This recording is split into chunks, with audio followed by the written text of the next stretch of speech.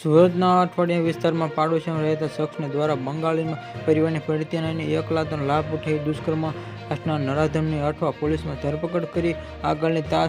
તપાસ હાથ ધરી છે અને આરોપીની બગી સાલ્વાસાના વ્યસન સાથે સંકળાયેલો છે અને આ પરિત્યાગનો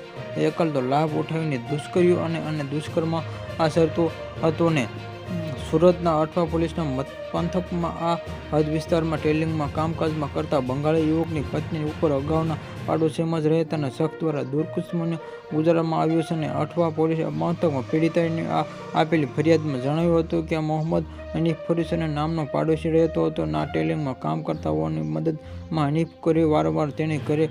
કાપડના ટુકડા લેવામાં માટે આવતો હતો અને દરમિયાન આ અગાઉની પતિની ગેરહાજરીમાં લાભ ઉઠાવી મોહમ્મદમાં હનીફ તેને ખૂબ જ પસંદ છે અને તારા પતિને કરતાં સુંદર હું દેખાઉં છું, તારા જોડે લગ્ન કર્યા માંગુ છું. બળજબરી બસથી દુષ્કર્મ ગુજાર્યું તેને માનસિક તાંત્રિકની કંટાળી ત્યારબાદ પણ તે ઘરની નજીકમાં રહેવાના ચાલી ગઈ હતી અને પણ આરોપી મદનસિંહ હનીફ પરિણીતાનો પાસ થયો હતો. આવા જ નવા સમાચાર જોવા માટે અમારી NB ગુજરાતી ચેનલને સબસ્ક્રાઇબ કરો મિત્રો.